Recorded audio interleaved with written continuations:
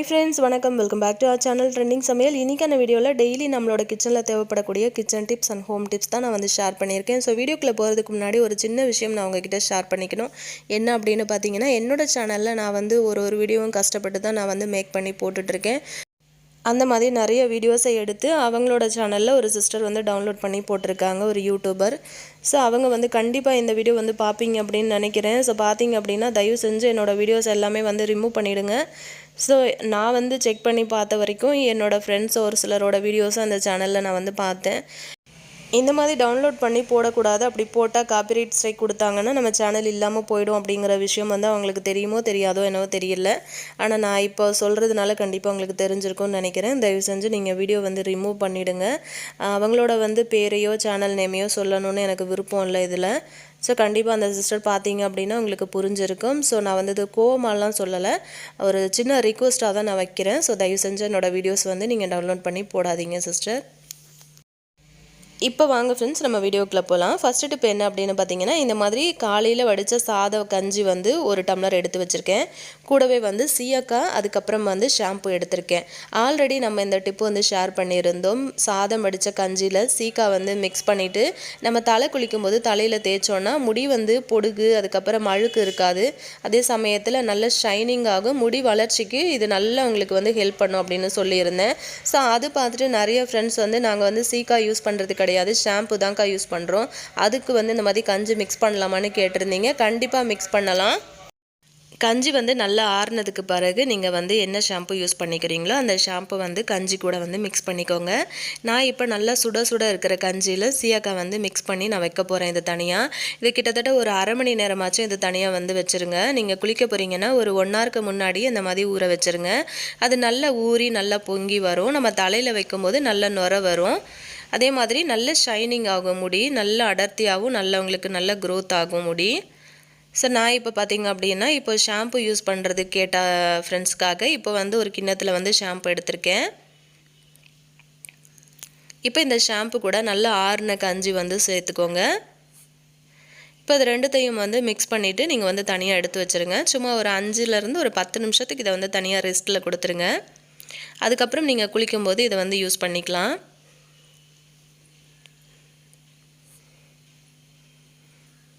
ஒரு 2-3 தடவை நீங்கள் ட்ரை பண்ணும்போதே உங்களுக்கு வந்து இதோட ரிசல்ட் வந்து நல்லா தெரியும்.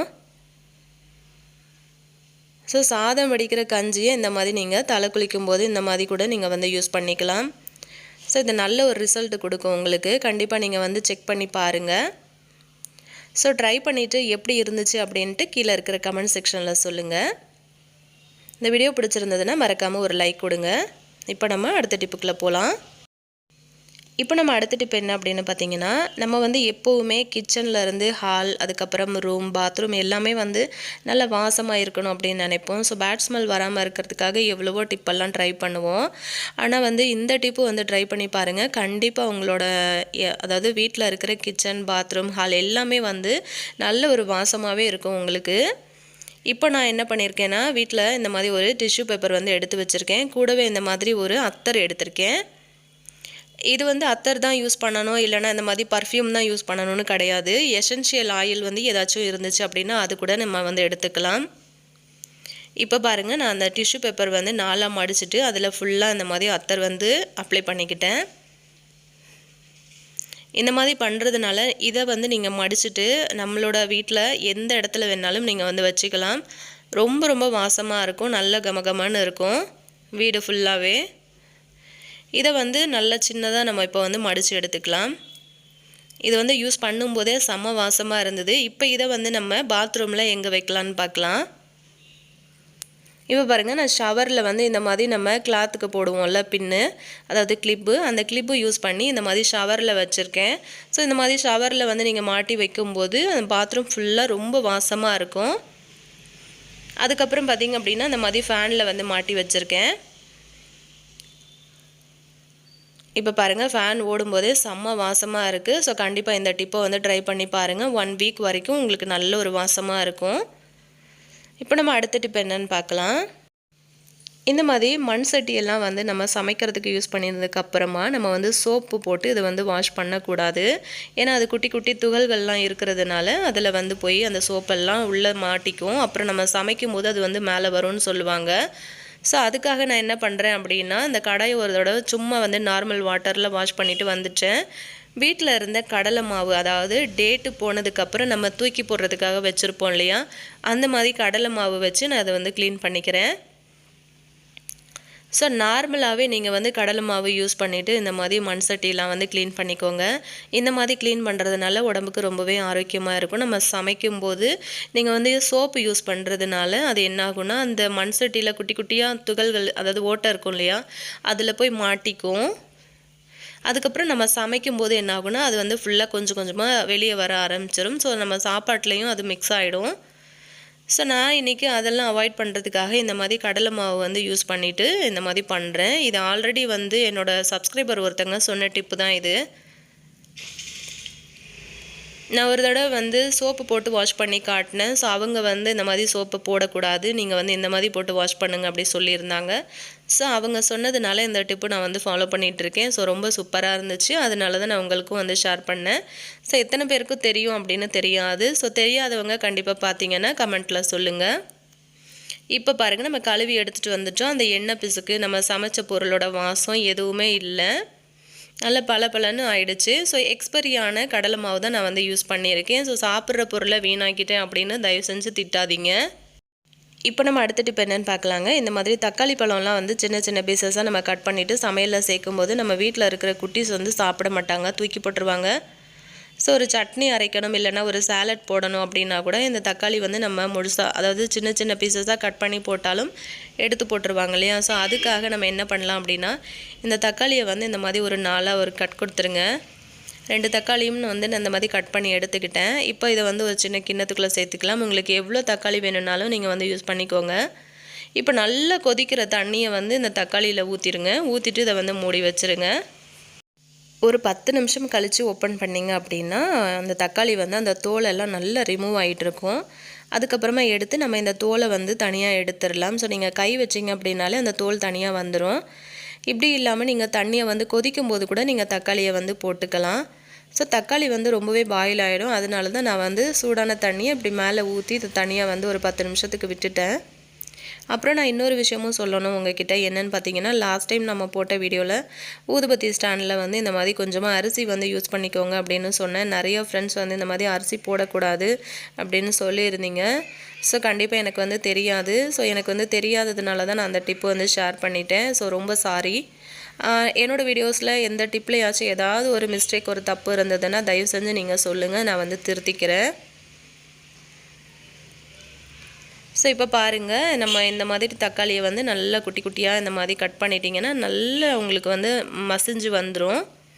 இப்போ இது வந்து நம்ம சாலட்டுக்கு அதாவது சட்னிக்கு எல்லாத்துக்குமே வந்து யூஸ் பண்ணிக்கலாம். ரொம்ப சூப்பராக இருக்கும். ட்ரை பண்ணி பாருங்கள். இப்போ நம்ம அடுத்த டிப் என்ன அப்படின்னு பார்த்துடலாம். இந்த மாதிரி அடுப்பு வந்து லைட்டாக உங்களுக்கு வந்து அழுக்குப்படுது அப்படின்னா எப்படி வந்து ஈஸியாக க்ளீன் பண்ணலாம் அப்படிங்கிறத ஷேர் பண்ணியிருக்கேன். இதுக்கு வந்து நம்ம தண்ணியெலாம் வந்து நிறைய ஊற்றி சோப்பெல்லாம் போட்டு லிக்விடெல்லாம் போட்டு தேய்ச்சி கழுவ போகிறது கிடையாது. இதுவும் வந்து எக்ஸ்பைரி ஆகிட்டு தூக்கி போடுற பேக்கிங் பவுடர் தான் நான் வந்து எடுத்திருக்கேன். கொஞ்சமாக எடுத்திருக்கேன். கொஞ்சம் தான் இருந்தது. அது வந்து டேட்டு முடிஞ்சு போச்சு. அதனால வந்து அதை தூக்கி போடுறத நம்ம இந்த மாதிரி கூட யூஸ் பண்ணிக்கலாம் அப்படிங்கிற ஒரு குட்டி ஐடியா தான் இது. இந்த மாதிரி நம்ம போடுறதுனால அந்த கவுண்டர் டாப்லேயும் நான் வந்து போட்டு விடுறேன். நிறைய வந்து எண்ணெய் கரை, இப்போ நம்ம சட்னிலாம் தாளிக்கும் போது நிறைய எண்ணெய்லாம் பறக்கும்ல செவுத்தில், அதுக்கப்புறம் கவுண்டர் டாப்பில், அடுப்பு சைட்லலாம் வந்து பறக்கும்ல. ஸோ அதுக்காக இந்த மாதிரி பேக்கிங் பவுடர் போட்டிங்க அப்படின்னா அந்த எண்ணெய் பிசுக்கெல்லாம் அடியோடு உங்களுக்கு எடுத்துகிட்டு வந்துடும். ஸோ ஃபஸ்ட்டு வந்து நான் சும்மா கையில் வந்து போட்டு நல்லா ரப் பண்ணி பார்த்தேன். ஸோ அதுக்கப்புறம் வந்து நல்லா ட்ரையாக இருக்கிற இந்த மாதிரி ஒரு ஸ்க்ரப்பர் வந்து யூஸ் பண்ணி நல்லா அந்த மாதிரி தேய்ச்சி விட்டுக்கிறேன். தேவைப்பட்டுச்சு அப்படின்னா லைட்டாக தண்ணியில் அந்த ஸ்க்ரப்பரை நனைச்சிட்டு கூட நம்ம தேய்ச்சிக்கலாம். பாருங்கள், இப்போ நான் லைட்டாக நனைச்சி எடுத்துகிட்டு வந்துட்டேன். இப்போ இந்த மாதிரி நம்ம தேய்ச்சி கொடுத்துடலாம். அடுப்பு, அதுக்கப்புறம் கவுண்டர் டாப்பு, அதுக்கப்புறம் செவுத்தில் பிடிச்சிருக்கிற எல்லா எண்ணெய் பிசுக்கும் உங்களுக்கு அடியோடு ரிமூவ் ஆகி வந்துடும். ஸோ கண்டிப்பாக அதுக்காக வீட்டில் இருக்கிற நல்ல பேக்கிங் பவுடர் எடுத்து யூஸ் பண்ணுங்கன்னு நான் சொல்ல வரல. நான் வந்து வேஸ்ட்டாக தூக்கி போட போகிற பேக்கிங் பவுடரை இந்த மாதிரியும் நம்ம வந்து யூஸ் பண்ணிக்கலாம் அப்படிங்கிறது தான் சொல்கிறேன். இப்போ பாருங்கள் எல்லாத்தையுமே வந்து லைட்டாக அந்த ஸ்க்ரப்பரை வந்து ஈரமாக்கிட்டு நான் வந்து தேய்ச்சி கொடுத்துட்டேன். தண்ணிலாம் எதுவும் ஊற்றலை. இந்த மாதிரி தேய்ச்சதுக்கப்புறமா நம்ம இந்த மாதிரி ஒரு துணியை நல்லா நனைச்சிட்டு ஃபுல்லாக இந்த மாதிரி நம்ம தொடச்சி எடுத்துடலாம்.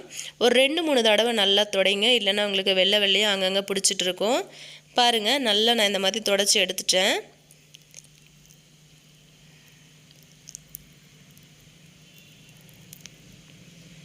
ரெண்டு 3 தடவை நல்லா இதை தண்ணியில் நனைச்சி தொடச்சி விட்டுருங்க. பாருங்கள் நல்லா பளிச்சுன்னு இருக்குது அடுப்பு, கவுண்டர் டாப் எல்லாமே. எண்ணெய் பிசுக்கு எங்கேயுமே இல்லை. நான் கையோடு அந்த செவுத்து பக்கமும் வந்து ஃபுல்லாக தொடச்சி கொடுத்துட்டேன்.